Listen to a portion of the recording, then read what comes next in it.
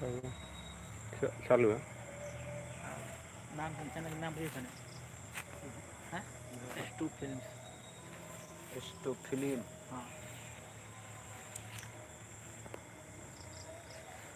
दर्शक में मैं सबसे पहले राजलाल की तरफ से प्रणाम स्वीकार करूं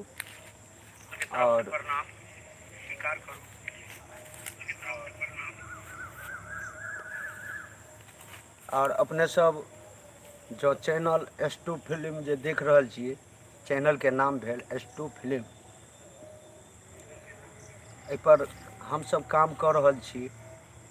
अपने सब एक से एक कॉमेडी देखैत हेबै और पसंद अपने सबके जँ होइत हुए तो लाइक और सब्सक्राइब घंटी सेहो दबेबै। बाकी बात अहाँ सबके जँ फरमाइश हुए कि नीक बढ़िया वीडियो नया नया कॉमेडी देखी तो जरूर अहाँ सब जे छै से कमेंट करब।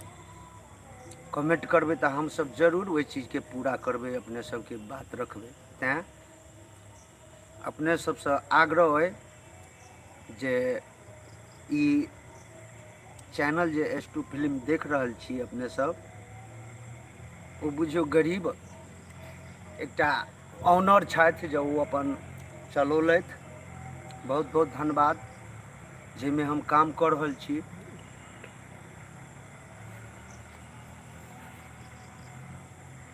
तब अपने सब जे छै एहि चीज के लाइक और शेयर और सब्सक्राइब जरूर करबै, घंटी के निशान जरूर दबेबै, जे कि एहि सबसे की हेतै तो ई चैनल आगा भगतै, आगा उठतै। अपने सबके सेवा के मौका हमरो भेटत जे अपने सबके सेवा करब। तैं हेतु अहाँ सब एहि चीज पर ध्यान देबै।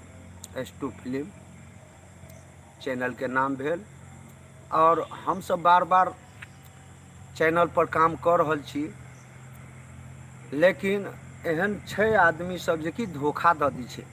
धोखा दऽ दै छै तो ओ खुद धोखा खेतै। अहाँ सब जब चाहत करबै तो हम धोखा कखनो नहीं खा सकै छियै। अहाँ सबके वह प्रेम प्यार हम सब उज्जवल खोज रहल छी कि यह प्रेम प्यार पर हम सब जी रहल छी। संगीत तो बुझते छियै, कहावत छै संगीत न हिंदू न मुसलमान है यारो, संगीत तो कुदरत के वरदान है यारो। और संगीत में रहने वाले दोस्तों को लाख लाख प्रणाम है यारो।